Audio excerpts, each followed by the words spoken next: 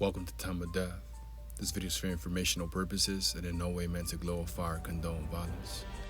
In today's video, we'll be discussing the murder of Brandon Hansen. Hansen was shot and killed on Monday, May 17, 2010, in the 400 block of North Avalon Boulevard in Wilmington, according to LA County coroner records. Ruben Velasquez was subsequently arrested and charged with the murder. The following is the evidence at trial. On May 17, 2010, between 10 and 10:30 p.m., defendant shot and killed Brandon Hansen at a bar. The killing and many of the events leading up to the killing was captured on videotape. At defendant's trial, his counsel told the jury before any evidence was presented that defendant pulled out a gun and shot the victim, but that it was a case of manslaughter, not murder. Events unfolded as follows. At about 6 p.m., Angela Chavez, who was defendant's sister or stepsister, arrived at the bar with the victim, who was her boyfriend and a regular at the bar. After drinking for a while with Chavez's step-cousin A.L., Chavez left the bar, picked up two other men in her car, Salvador Melena and Christopher Castañeda, and returned to the bar with them. Still later, Chavez left the bar again and returned with defendant. The bar's videotape shows defendant and the victim shaking hands, apparently being introduced. Thereafter, the 4-hour videotape shows no physical contact between the two until immediately before the shooting.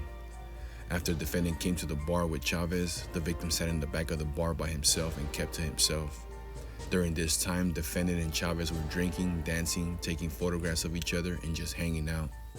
Defendant and Chavez were bumping and grinding, not really groping, but rubbing against one another in a sexual manner. The victim was in the bar observing Chavez and defendant, but not getting involved. The bartender, JG, thought the victim seemed upset, bothered mostly, which JG thought was because of the way Chavez and defendant were dancing, but at no time does the videotape show the victim approaching or confronting defendant. After the dancing, the videotape shows defendant taking off his sweatshirt and tank top.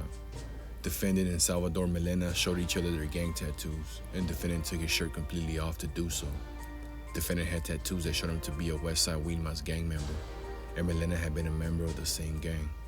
When he took his shirt off, defendant had nothing tucked in his waistband, front or rear. After defendant put his sweatshirt back on, he turned around and walked out of the bar area. Almost immediately, the victim left his table and approached Chavez at the bar. As he left his table, a beer fell off the table. Shortly after the victim began to talk to Chavez, defendant re-entered the bar and went directly to the victim and Chavez. The videotape shows the butt of a handgun sticking out of defendant's pants that was not visible before he left the bar area.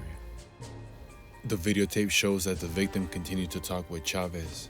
Defendant took a step closer, and then defendant and the victim exchanged words with each other. The victim had his hands turned inward towards his chest as he was talking, and Chavez appeared to try to push defendant back, as did Melena. Castañeda and A.L. were also in the immediate proximity of the two men. Defendant threw a punch at the victim while the victim's hands were down to his side. The victim staggered back, trying to regain his balance, and defendant reached to his back. The victim made a sweeping motion with his left hand as defendant's hand went up, and then there was a muscle flash. The victim slumped down, and defendant fired again as the victim slumped over. Then the victim fell to the ground without using his hands to break his fall and lay there motionless. Defendant leaned closer, bent over, and fired again twice into the victim's buttocks. Defendant then kicked the victim's body twice and stomped on his head. Castañeda, who had been observing what was going on, kicked his left foot toward the victim's head, and defendant then stomped straight down on the victim, making 3 stomping motions on top of his head. Castañeda then raised his beer up, motioning in A.L.'s direction in some type of salute, and defendant left with Castañeda just behind him. They got into Chavez's car, and Chavez drove them away. The victim, who was shot 5 times, twice in the neck, bled out and died. A short time after the shooting, the police stopped Chavez's car. A police officer saw defendant, who was sitting in the front seat, make a tossing motion toward the driver's seat floorboard, and found a revolver there with 6 live rounds and 1 spent casing in the cylinder. 4 other spent casings were found in the car. Christopher Castañeda testified that he saw defendant in the bar that night and saw the shooting. He fled from the bar in Chavez's car with Chavez and defendant.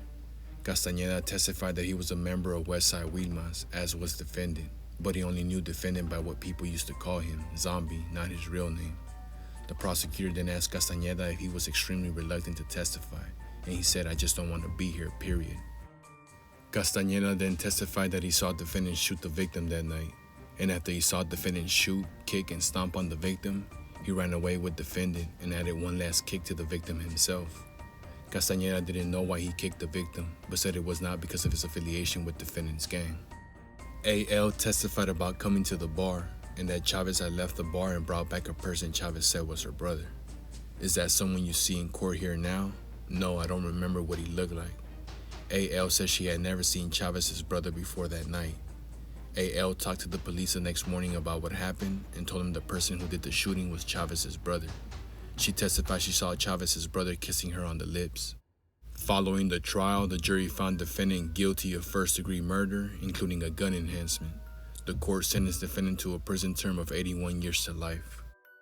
Angela Chavez pleaded guilty to being an accessory after the fact. She was sentenced to 2 years in state prison with 662 days credit.